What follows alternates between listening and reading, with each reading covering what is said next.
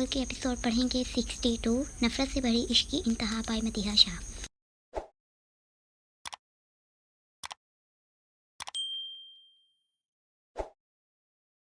के एपिसोड पढ़ेंगे 62 नफरत से भरी इश्क की इंतहा बाय मदीहा शाह। बुरहान सर अचानक से इतनी रात को यहाँ। हाशिम हैरानगी से अपने रूम से निकल आया था। बुरहान तेजी से गाड़ी में से निकल लोन से होते दूसरी तरफ गया तो हाशिम खादिम को खड़े देख उसकी तरफ गया। बुरहान जो आय से लड़ते ही अकेला मीरपुर आ चुका था, गुस्से से फार्म हाउस में आते एलसीडी को प्ले किया था। माजी वाह जन्नत शाह, वाह कमाल कर दिया तूने। मुराद शाह को आज कैसे तूने जवाब दिया। चलो शुक्र हुआ वो अब यहाँ हवेली में नहीं आएगा। जन्नत जो यूनी से वापस आते खुश हो चुकी थी, अब के अपना बैग बेड पर फेंकते चहकी। जन्नत तूने मुराद भाई से बात नहीं की थी। शबाना एकदम से भागते रूम में दाखिल होते पूछ गई, की थी? तुझे क्या हुआ? लगता है कराम भाई ने बहुत खुश किया है तुम्हें, जो ऐसे टमाटर की तरह लाल हो रहे हैं। जन्नत उसके कंधों पर बाजू फैलाए प्यार से बोली तो शबाना एकदम से उसका सार तोड़ते आगे हुई। मेरी छोड़ अपनी फिक्र कर, अगर तूने भाई से बात की थी तो फिर वो मीरपुर जाने की बजाय हम यहाँ हवेली क्यों चले आए हैं। शबाना कमर पर हाथ रखे तीखे से अंदाज में बोली तो जन्नत की नीली आंखें हैरानगी से फैली। क्या बोल रही है तू? जन्नत को शौक लगा था। वो परेशान होते नाखून मुंह में दबा गई। वही जो अभी अपनी आंखों से देखकर आई हूँ। अगर यकीन नहीं आ रहा तो खुद नीचे जाकर देख लो। शबाना तेजी से बोलते अपना बैग रखते भागी, क्योंकि इसको मुसलसल आवाज़ें पड़ रही थी। मर गई, ये इंसान कहाँ से मेरे पीछे पड़ गया। अब क्या करूँ? अगर वो यहाँ आया है तो ज़रूर कोई बात होगी। जन्नत को अपनी फिक्र लाहक हुई थी। बुरहान जो गौर से सब कुछ देख रहा था, जन्नत के परेशान चेहरे को देख हल्के से चेहरे पर खुशी चमकी। कहाँ भाग रही हो? अभी जन्नत खाने से पार हुई थी कि वो तेजी से भागते ऊपर की तरफ भागी ताकि उमराद की नज़रों से बच सके। अभी वो रूम की तरफ जाती कि उमराद उसको हाथ से पकड़ते रोक गया। आप प्लीज़ मेरा हाथ छोड़ें, कोई आ जाएगा। कुछ तो शर्म करें, ये आपका कोई बाग नहीं। यहाँ पर कोई आपके जहाँ पर कोई आपके इजाज़त के बगैर आ नहीं सकता। ये हवेली है, अगर किसी ने हमें साथ में देखा तो।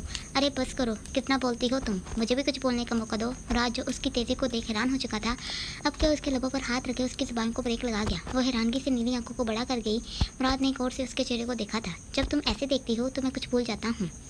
ऐसे मत देखा करो। अगर मैंने कोई गुस्ताखी कर दी तो फिर न कहना बताया नहीं था। मुराद मोहब्बत से चोर लहजे में बोलते उसकी हैरानगी को घबराहट में तब्दील कर गया। वो मुकाबले की इतनी सी शिद्दत पर ही लरस चुकी थी। मेरे साथ चलो। वो उसका हाथ पकड़े छत की तरफ गया।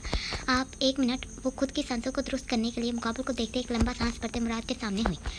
आपको तो मीरपुर में काम था तो फिर यहाँ कैसे चले आए? वो तनक कर पूछते आंखों को छोटा कर गई तो मुराद शाह ने मुस्कुराते इसको देखा था।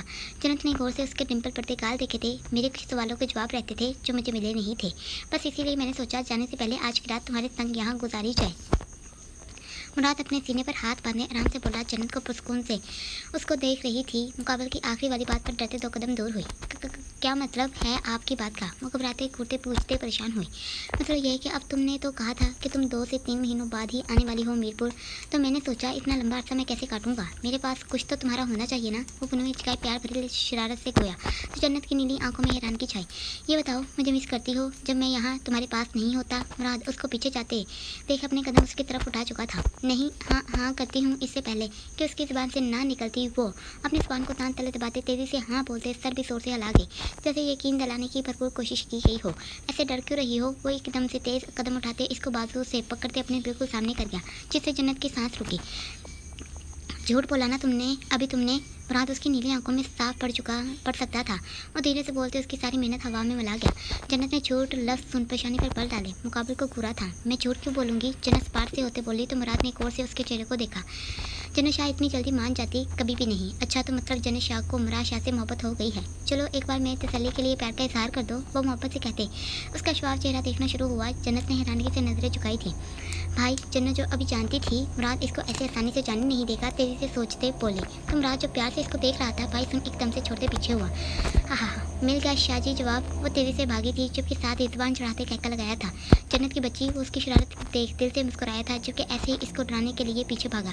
प्राण का चेहरा दिल फरेबी से मुस्कुराया, जबकि तभी वीडियो को आगे प्ले किया।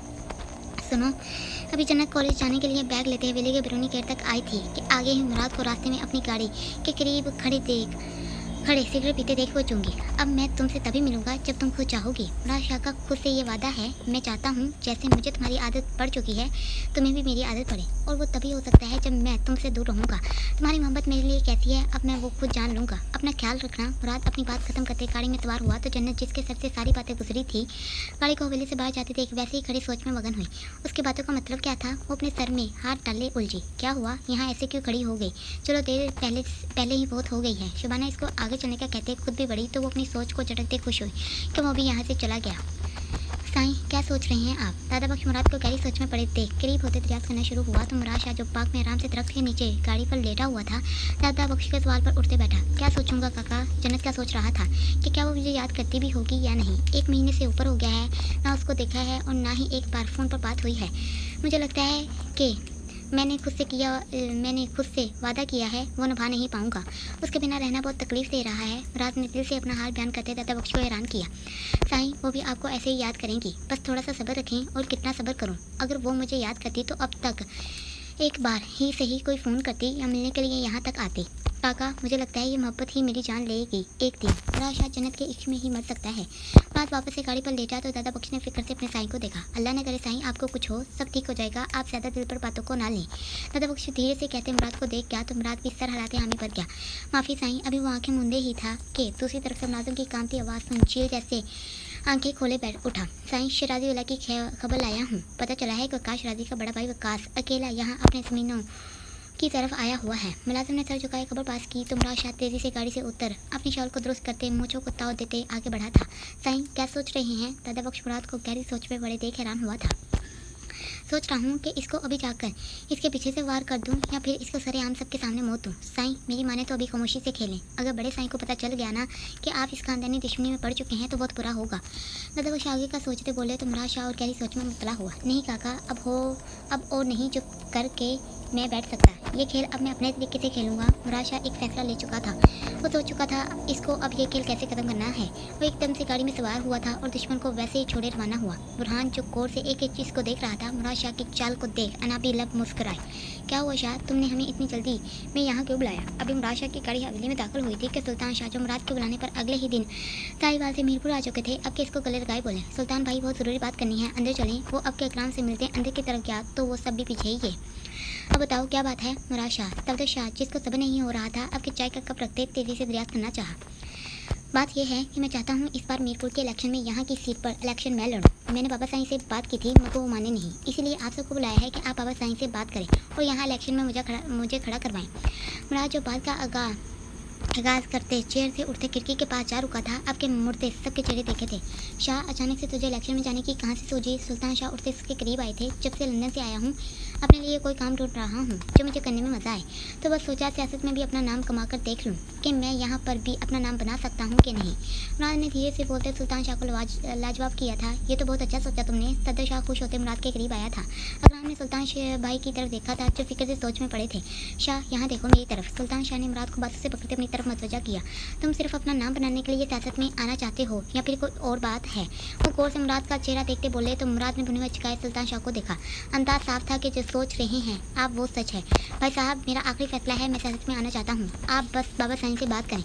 वो हल्के फुल्के लहजे में कहता अकराम को लेते वहाँ से वॉकआउट कर गया तो सुल्तान शाह लंबे लंबे ढक पड़ते हवेली के अंदरूनी हिस्से में दाखिल हुए। तो मतलब इस तरह मुराद चाचू सियासत में आए। फरहान वीडियो को बंद करते उठा था और सामने दीवार पर लगे बोर्ड पर लिखना शुरू हुआ, ये दादा बख्श मेन बंदा है इसमें। बुरहान की सुई एक बार फिर दादा बख्श पर। ये रही चाय। नादिया चाय का मग आतिफ के सामने रखते खड़ी हुई। वो पूरी तरह थक चुकी थी। जिंदगी ने जो करवट बदली थी वो अभी बस बर्दाश्त करने के सिवा कुछ नहीं कर सकती थी। ऐसे खड़ी क्यों हो गई, वो भी मेरे सर पर? जूते में तुम्हारा बाप पहनाएगा। आतिफ जो फ़ोन पर अपने आवारा दोस्तों से चैट कर रहा था, अब के नादिया को वहीं खड़े देख फ़ोन से नज़रें उठाते इसको बोलना शुरू हुआ। नादिया डरते जल्दी से उसके कदमों में बैठी थी। कोई भी नादिया को इस हाल में देखता तो हैरान होता क्योंकि वो किसी हाल में चंद दिन की दुल्हन नहीं लग रही थी। सुनो, अब के आतिफ इसको पैरों में बैठे देख बालों से पकड़ गया। वो दर्द से कड़कड़ाई, मगर यहाँ कौन सा कोई उसकी मदद यहाँ बचाने वाला था। मैं हर रोज़ तुम्हें कहने वाला नहीं, अपने काम खुद याद रखना सीखो, नहीं तो फिर वो हाल करूँगा कि पनाह भी मांगोगी तो नहीं दूंगा। आज जब बातें बोलते उसके बालों को छोड़ उठा था और अगर फिर कभी ऐसी बकवास कॉफ़ी बनाई ना तो मुझसे बुरा कोई नहीं होगा। वो मग को वापस से टेबल पर फेंकते रूम से बाहर गया। नादिया जो अपने आंसू रोके हुए थी सुस्कियाँ बढ़ते रोना शुरू हुई। तुम बुरहान के साथ क्यों नहीं गई? आयत बेटा, अब वो तुम्हारा शोहर है और शोहर के साथ ही तुम्हें रहना चाहिए। ये कोई अच्छी बात है कि वो वहाँ मीरपुर में रहे और तुम यहाँ पर? शुबाना अपनी बेटी को फ़ोन पर ईमान से बात करते देख साथ ही अपनी बातें कहना शुरू हुई थी। 2 दिन से ऊपर हो गया था बुरहान को मीरपुर गए हुए। इसने वहाँ जाकर एक भी बार आयत को ना कॉल की थी और ना ही किसी को अपने जाने की खबर वो देकर गया था। शुबाना बेगम आज आयत से मिले शाह हाउस आई हुई थी। बंद करो इस फ़ोन को। शुबाना बेगम को गुस्सा आया था। वो एकदम से आयत के हाथ से फ़ोन चपकते बोली तो आयत जो बोलने के लिए मुँह खोल रही थी वैसे ही हवा में मौजूद अपना हाथ नीचे कर गई। मैं यहाँ तुमसे इतनी खास बात कर रही हूँ और तुम्हें फ़ोन से ही फुर्सत नहीं मिल रही। अब क्यों नाराज़गी भरे लहजे में कहते मुँह मोड़ गई तो आज के डिम्पल कह रहे हुए, ओहो मामा क्या हो गया? अगर इस बार मैं नहीं गई तो वैसे भी मैं वहाँ अकेली बोर हो जाती हूँ, सारा दिन कुछ भी नहीं होता करने के लिए। आज अपनी मामा के गीत बाजू का आसार बनाते प्यार करते बोली तो वो झट से उसका आसार तोड़ गई। आज बेटा ये तो कोई वजह नहीं हुई, तुम्हें पता भी है हमारे पाकिस्तान में ऐसे कितने ही लोग हैं जो काम करने के लिए अपना घर बार छोड़कर बड़े शहरों का रुख करते हैं। इनकी बीवियां ऐसे अपने मर्दों से दूर रहने पर भी डरती हैं। वो चाहती होती हैं कि वो भी अपने शौक के साथ इसी शहर में आबाद हो जाए। तुम्हें तो खुशी होना चाहिए बेटा कि बुरहान मीरपुर में रहता है और तुम्हें अपने साथ रखना चाहता है। मुझे अंदाज़ा हो रहा है मेरी बेटी बहुत नाशुक्री है। शबाना बेगम को वो गुस्सा आ रहा था आयत पर। आयत अपनी माँ की आखिर वाली बात सुन आंखों को हैरानगी से मजीद बड़ा कर गई, जिसका मतलब था इसको अपनी माँ की ये बात बिल्कुल अच्छी नहीं लगी थी।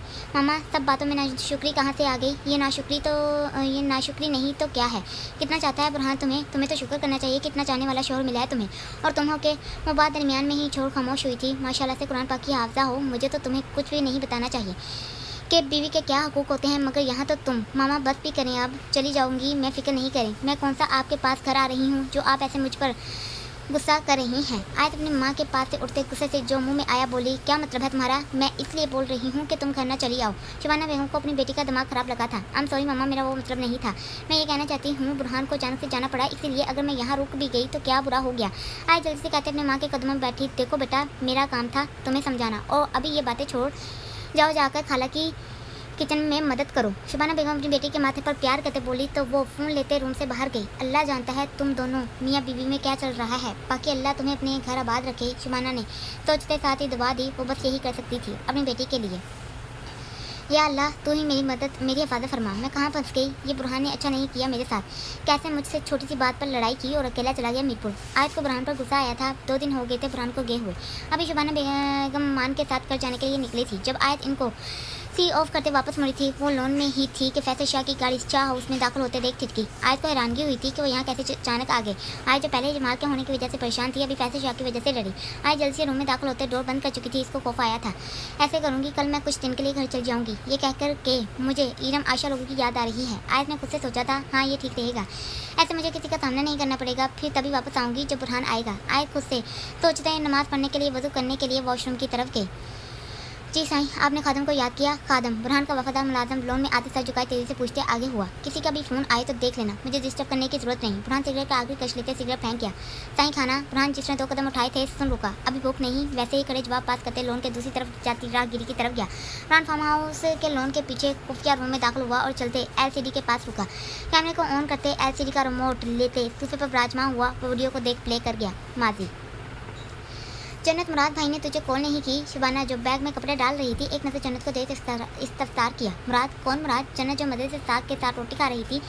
शबाना को देख मुंह में रोटी का नवाला डाले चहकर बोली तो शबाना जो हैरानगी से इसको पुनः शुरू हो चुकी थी तेजी से चलते उसके साथ घुस कर बैठी। वही मुराद जो तेरे पीछे दीवाना हुआ पड़ा है। शबाना अब के जन्नत के सर पर हल्की सी चीख लगाते मसनूई गुस्से से बोले तो जन्नत ने सुलग कर इसको देखा। मेरी प्यारी बहन, वो कहानी तो कब की खत्म हो चुकी है, तुम्हें पता नहीं चला? शबाना के मुँह की तरफ नवाला करते प्यार से बोली तो शबाना मुँह खोले नवाला रख के साथ ही शौक लहजे में इसको देखा। क्या मतलब? शबाना उलझी थी। मतलब वो चला गया और 2 महीने से इसने ना कॉल की और ना ही मिलने आया, तो मतलब साफ है कि अब सब कुछ खत्म हो गया। वैसे भी मैं ना कहती थी तुझे। अब के जन्नत बर्तन उठाते सोफे से उठी और चलते टेबल तक आई थी और पीछे मुड़ते एक नज़र शबाना को देखा कि मोहब्बत कुछ नहीं होती। ऐसे ही वो मेरे साथ लंदन का खूबसूरत नौजवान टाइम पास कर रहा था। जन्नत अपना ख्याल आया करती, अब के बोलते बर्तन टेबल पर रख गए।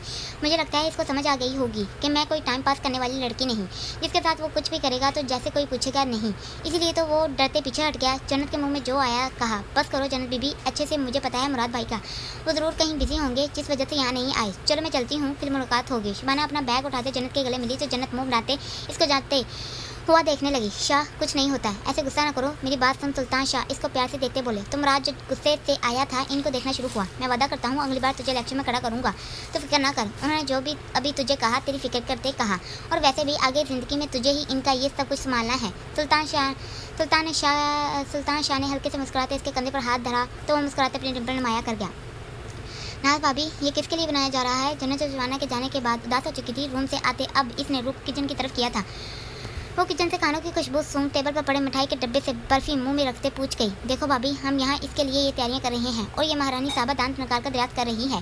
जन्नत की भाभी इसको दांत निकाल कर खाते देख बोली तो नाज बेगम जो काम में काफ़ी मसरूफ थी ससीसा इसको देखते मुस्कुराई। कुछ नहीं होता, इसको हंसने दो, वैसे भी इसको कौन सा कुछ पता है, आप दोनों क्या बातें कर रही हैं, मुझे भी कुछ बता दें। और वैसे क्या कोई आ रहा है? जन्नत एक दर्द गुलाब जामुन उठाते मुंह में रख गई। हाँ, फैसल शाह लोग आ रहे हैं। नाज बेगम उसके गाल को प्यार से खींचते बोली तो वो शाने हिचकाई किचन से बाहर गई।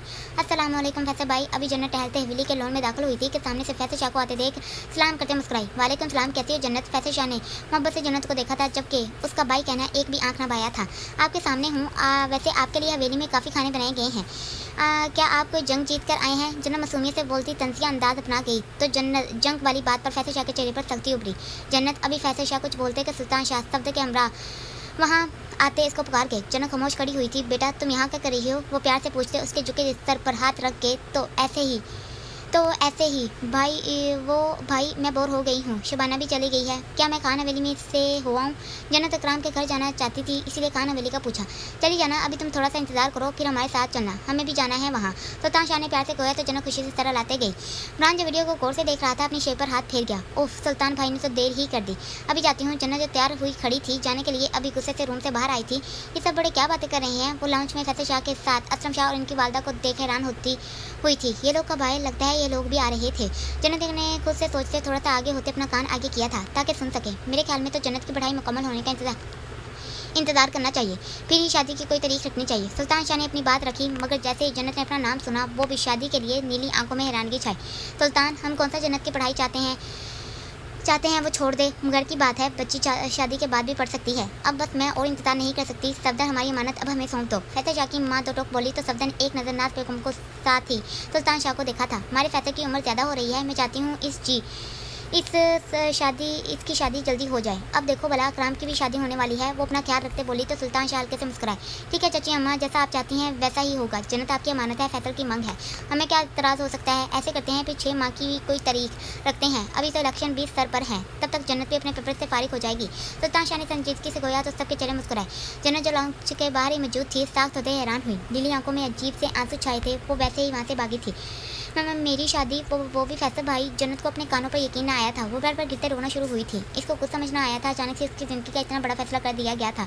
रान जो खुद सुन शौक हो चुका था, वीडियो को रोकते उठा था और दीवार पर लगे बोर्ड के पास क्या था। अब के बोर्ड पर एक तरफ 3 बड़ी सी लाइन खींची थी, मुराद शाह, जन्नत शाह, फैसल शाह। वो इन तीनों खानों में ये 3 नाम लिख गया। बोर्ड के दरमियान में दायरा बनाया था जिसमें मुराद का नाम लिखा, शिराजी बड़े दुश्मन। दायरे के ऊपर की तरफ लाइन खींचते ऊपर शिराजी विला लिख गया, जबकि दायरे के नीचे वाले हिस्से में फैसल शाह का नाम लिख गया। जन्नत चाची पहले फैसल शाह की मंग थी। हो सकता है फैसल मामू इस वजह से मुराद चाचू के दुश्मन बन गए हों। पुरान का दिमाग तेज़ी से चला। वो बोर्ड के एक तरफ सवालिया निशान लगा गया। ये दादा बख्श सब कुछ जानता है, मुझे सबसे पहले इसको पकड़ना चाहिए। बुरहान दादा बख्श का भी रुख सोच रहा था। बोले मामा क्या बात करनी है आपको मुझसे? अयान वीडियो कॉल पर बैठे बोला तो शबाना बेगम ने गौर से अपने बेटे को देखा था। बातें तो बहुत करनी है मगर छोड़ो, अभी जो करने आई हूँ वो सुन लो और एक फ़ैसला करके बताओ। शबाना बेगम एक नज़र अपने शो पर डालते थोड़े स्पाट अंदाज में बोली तो वो जो फाइल का जायजा ले रहे थे उड़ते इनके बराबर में विराजमान हुए। कैसा फैसला? अयान अपने बाप को एक नज़र देख माँ की तरफ देख उलझा। तुम्हारी शादी की बात करनी है और क्या करूँगी? तुम्हारे लिए एक रिश्ता आया है, वो भी नमरीन के ससुराल से। शबाना बेगम अब पूरी तरह अयान की तरफ मतवजा हुई थी और हैरानगी से भरे अंदाज में चूंका, बोला कुछ नहीं। वो नुमान की कज़न जो आई है आबिश, उसका रिश्ता आया है तुम्हारे लिए। नमरीन की सास ने फ़ोन किया था मुझे और कहा कि आबिश के घर वाले कुछ दिनों में पाकिस्तान आ रहे हैं। वो लगे हाथ अपने बेटे के फ़र्ज से फारिग होना चाहते हैं। आबिश ने साफ अपने माँ बाप को तुम्हारे बारे में बताया, वो शायद तुम्हें पसंद कर चुकी है। शबाना बेगम तफसील से बताते यान को होगा और हैरान दोनों कर रही थी। अकराम खामोश बैठे माँ बेटे के चेहरों को देख रहे थे। मुझे और तुम्हारे बाप को इस रिश्ते से कोई इतराज़ नहीं है, अगर हो जाता है तो। अब तुम बता दो तुम क्या कहते हो? अगर तुम्हारे दिल में कोई और है तो बता दो, हमें वो लड़की पसंद है। ये बात ज़्यादा सोचने की ज़रूरत नहीं, अच्छे से सोचो और फिर कल तक जवाब दो। अकराम अयान को उलझे देख धीरे से कहते उसको कुछ नॉर्मल कर गए। पापा अगर आप लोगों को आबिश पसंद है तो मुझे कोई इतराज़ नहीं। अयान अपने बाबा के अंदाज पर खुश हुआ था, जबकि आराम से कहते शबाना बेगम को खुश किया था। अयान बेटा ज़िंदगी हमें नहीं तुम्हें काटनी है इससे, इसलिए जो भी फैसला लो सोच समझ कर लेना, पूरी ज़िंदगी का मामला है। अकराम ने एक बार फिर समझाना चाहा। ठीक है पापा मैं सोच कर आपको जवाब देता हूँ। अयान ने सोचते गोया तो अकराम मुस्कुराए। शबाना बेगम का मुँह बना था। क्या ज़रूरत थी इसको ऐसे बोलने की? अगर वो तैयार था तो वैसे ही इसको उलझाने की क्या पड़ी थी आपको? जैसे ही यान का फ़ोन बंद हुआ शबाना बेगम गुस्से से शो पर बरसाती बरसती गर्जी, बेगम ये उसकी ज़िंदगी का फैसला हो रहा है, कोई कॉलेज या यूनी का नहीं। वैसे भी जब उसके बाप ने अपनी पसंद से शादी की थी तो फिर मेरे बेटे को भी अपनी मर्जी से शादी करने का इख्तियार होना चाहिए। अकराम दो टोक बोले तो शबाना बेगम खामोश हुई। तो आबिश मैडम ने अपने घर वालों को बता दिया। मानना पड़ेगा ये लड़की काफ़ी होशियार है। अयान खुश हुआ था। फैसल शाह क्या हुआ, मैदान छोड़कर भाग गए हो? जब मीरपुर नहीं आ रहे हो? विकास राजी फ़ोन पर तंजिया तीर चलाते बोला। कल तक आ जाऊंगा। वैसे भी फैसल शाह इतनी जल्दी पीछे हटने वाला नहीं। विकास राजी फिक्र नहीं करो, मैं कहीं नहीं भागूंगा। फैसल शाह जो रात के पहर लॉन में ठहर रहे थे, फ़ोन के पास शख्स की बात सुन दो टोक बोला। चलो तुम कहते हो तो मान लेते हैं। क्या साहिवाल में दिल लग गया है जो आने में इतनी देर हो रही है? विकास राजी कहाँ इतनी जल्दी बात का पीछा छोड़ता था। ऐसा ही समझ लो। फैसल शाह जो सोच रहे थे धीरे से गोया। हाँ, तुम अपनी हरकतों से कभी बात नहीं आओगे। फैसल शाह फ़ोन के दूसरी पार से कह के लगाते बुलंद आवाज़ में कहा गया। चलो बाद में बात करती है। फैसल शाह फ़ोन बंद करते घर के अंदर दाखिल हुआ। लगता है सब सो गए हैं। फैसल शाह जो 2 दिन से साहिवाल में ही रुके हुए थे, आयत की वजह से अभी सीढ़ियों पर दबे पांव चलते दिल में सोचते बोले, बुरहान भी नहीं है, एक बार इस लड़की को देखना चाहिए। फैसल शाह के अंदर का शैतान आयत के चेहरे को याद करते लाल लाल टपका रहा था। वो अपने रूम में जाने के बजाय बुरहान के रूम की तरफ गया। फैसल शाह जो दबे कदमों से बड़ा बालकनी के रास्ते से रूम में दाखिल हुआ था, अब के बुरहान के आलीशान जैसे रूम को देख पूल वाली साइड से होते बेड की तरफ बढ़ा। आज जो बेखबर सो रही थी, फैसल शाह को सामने ही नजर आई। वो कछुए की चाल चलते धीरे से बेड के करीब आते रुका था। आज का शफाफ नूर जैसा चेहरा देख फैसल शाह के बदन में आग लगी थी। वो भरपूर चेहरे को देख अब के वकलीफ नजरों से इसके सरापे को देखना शुरू हुआ। वो पूरी तरह कंबल ओढ़े लेटी थी। फैसल शाह का दिल जैसे आयत पर गिरा था। वो आहिस्ता से चलते कदम आयत के करीब होने के लिए उठा चुके थे। अभी वो चलते साइड टेबल के करीब आए थे कि नीचे ज़मीन पर चार्जर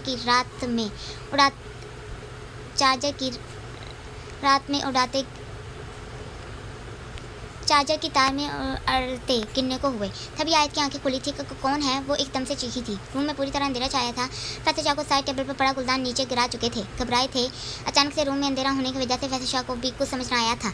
आयत जो डरते बैठते उठ खड़ी हो चुकी थी, अंधेरे में ही फैसल शाह से टकराई। इससे पहले फैसल शाह आयत को हाथ लगाता या अंधेरे में पकड़ता, आयत की चीखें पूरे शाह हाउस में गूंजी थी। फैसल शाह घबराते तेजी से बालकनी की तरफ लपके। तभी आयत भी मुंदों की तरह चीखते डोर की तरफ भागी। इससे पहले वो गिरती या कुछ और होता, वो अनजाने में फिर से टकराई। चीखते एकदम से और अरूज पर गूंजी। चचा छोड़े मुझे। आयत की सांस जैसे रुकी थी। आयत वो इसको बाजू से पकड़े काबू करने की कोशिश में लगा। तभी एकदम से लाइट्स ऑन हुई। बुरहान ने होशियारी से काम लेते डोर के पास लगे स्विच बटन पर हाथ मारा। रूम की तकरीबन काफ़ी लाइट ऑन हुई थी। क्या हुआ? आयत आंखें खोलो। बुरहान इसको चीखते देख तनक बोलते जोर से झटका देकर बोला तो आयत ने बहती आंखों से सामने देखा था। क्या हुआ? इससे पहले बुरहान कुछ बोलता कि सलमान शाह, हमीदा बेगम और उस्मा बेगम फिक्र से भागते रूम में दाखिल हुए थे। कुछ नहीं हुआ पापा। आयत जो साख्त हो चुकी थी बुरहान के साथ लगी थी। बुरहान इसको वैसे ही पाँव में समाए इनकी तरफ मतवजा हुआ। वो मैं अचानक से रूम में आया तो डर गई। आप फिक्र नहीं करें, ठीक है आयत, आप लोग जाकर आराम करें। बुरहान ने हल्के फुल्के अंदाज में कहा तो सब सुकून में आए। साथ ही वो लोग गए। आयत को वैसे ही अपने साथ लगे देख बेजान सी नीचे गिरते देख उसके हमरा नीचे ही बैठा। आयत की आंखों से आंसू मोतियों की तरह बहना शुरू हुए थे। ये ताया वहाँ से ऐसे भागते क्यों अपने रूम में गए? जमाल जो अभी ऊपर आया था फैसल शाह को अंधेरे में भागते देख चुका। ये बुरहान के रूम की बालकनी वाले रास्ते में क्या कर रहे थे? जमाल सोच में पड़ा था, शायद ऐसे ही गए हों। जमाल ने अपनी सोच को झटका था। लैक आयत मैं ही था। बुरहान इसको रोते घबराते देख हैरान हुआ था। नहीं, कोई आया था रूम में। आयत जो अभी भी बेड के पास का मंजर भूली नहीं थी, रोते निगी पल के उठाते मुकाबले के चेहरे को देखा। वहाँ वो बेड की तरफ इशारा करते बुरहान के कालों को पकड़ गई। मेरी बेड के करीब कोई था, मैंने खुद महसूस किया था। आयत की आवाज़ में घबराहट डर बुरहान को अच्छे से महसूस हुआ था। जबकि बुरहान जब बेड की तरफ देख रहा था, बेड के साइड टेबल के पास नीचे जमीन पर गुलदान टूटा देख शॉक हुआ। आयत को एकदम से छोड़ते मुकाबले रूम को एक नजर गौर से देख बाहर गया था। आंखों में गुस्सा बढ़ा था। गार्ड बुरहान सीढ़ियों को अबूर करते धाड़ा तो सलमान शाह, जहांगीर, बुरहान का बड़ा भाई और एहसन बुरहान की दाढ़ सुन उसकी तरफ आए थे। क्या बुरहान? सलमान शाह परेशान हुए थे। पापा रूम में कोई आया था। बुरहान गुस्से से कहते गार्ड्स को देखते इनकी तरफ लपका था। कहाँ सोए हुए थे? जल्दी से पूरे घर की तलाशी लो। जो भी कोई मेरे रूम में गया था ज़रूर वो घर पर ही होगा। मुझे वो शख्स अभी के अभी चाहिए। बुरहान सब पर एक कहर भरी नज़र डालते बोला तो सभी डरते भागे थे। बुरहान ऐसे कैसे हो सकता है बेटा? घर में कोई कैसे घुस सकता है? ज़रूर तुम्हें कोई गलतफहमी हुई होगी। सलमान शाह को लगा था कि आयत के डर की वजह से बुरहान ने ऐसे ही बात को सच समझ लिया होगा। नहीं, मेरे रूम में मुझसे पहले कोई गया था। आयत ऐसे ही नहीं डरी थी। पापा बेड के पास गुलदान टूटा पड़ा है और ये इस बात का सबूत है कि कोई तो मेरे रूम में गया। हमीदा बेगम शौक हुई थी जबकि परेशान होती ऊपर की तरफ भागी ताकि आयत के पास जा सके। सर बाहर कोई नहीं है, हमने अच्छे से चेक किया है। कोई जो घर में नहीं आ सकता। गार्ड में से एक आया था और डरते बयान किया था। ऐसे कैसे हो सकता है? अगर कोई आया नहीं था तो रूम में कौन गया था? जहांगीर भी परेशान हुआ। क्या पता बेटा आय से ही टूट गया हो। अस्मा बेगम जो फैसल शाह के हमरा नीचे आते बोली, फैसल शाह को पसीने छूटते थे। ऐसा हो ही नहीं सकता। बड़ी अम्मी जरूर कोई गया था रूम में। अगर कोई बाहर से नहीं गया तो हो सकता है घर का ही फर्द क्या हो। बुरहान पार से बोलते एक नज़र फैसल शाह को देख जमाल शाह पर टका गया जो सामने ही इसको नजर आया था। बुरहान बस करो, क्या बोले जा रहे हो बेटा? ऐसे नहीं कहते। भला किसी को तुम्हारे रूम में जाने की क्या जरूरत जब सबको पता है तुम यहाँ हो ही नहीं। हमीदा बेगम जो आयत की हालत देख वापस आई थी, बुरहान की बात सुन हैरान हुई तो बुरहान को खामोश करवाने के लिए वो बोली, अभी तुम ये छोड़ो, ऊपर जाओ आयत के पास। वो ठीक नहीं है, वो डर गई है। ये बाकी की बातें सुबह करना। हमीदा बेगम बुरहान को ऊपर जाने का इशारा करते बोली तो वो अपने गुस्से को जब्त करते ऊपर गया। बुरहान जो गुस्से से भरे रूम में दाखिल हुआ था, सामने आयत को बेड पर खुद में नीचे सिमटते बैठे देख हैरान हुआ था। तभी मुकाबले का गुस्सा हवा की तरह गायब हुआ। वो तेजी से उसकी तरफ लपका था। आयत बुरहान उसको आंखें बंद किए गालों पर बहते आंसू को देख तकलीफ में पड़ा। यहाँ मेरी तरफ देखो। बुरहान इसको मोहब्बत से भरे अंदाज में देखते उसका झुका चेहरा उंगली के बल से उठाते सामने कर गया। आयत ने भीगी पलकों की बार उठाई थी और काली स्या आंखों को उसकी नीली आंखों में कैद किया। कितने ही बेआवाज आंसू काली स्या आंखों से गिरे थे। बुरहान का दिल धड़का। देखो मैं आ गया हूँ ना, मैं सब। यहाँ दरिंदे हैं, वो मुझे नोच खाते। क्यों तुम मुझे छोड़कर गए थे यहाँ? इससे पहले बुरहान अपनी बात मुकम्मल करता आयत रोते तकलीफ से बोले, क्यों बुरहान? कितने ही आंसू गिरे थे।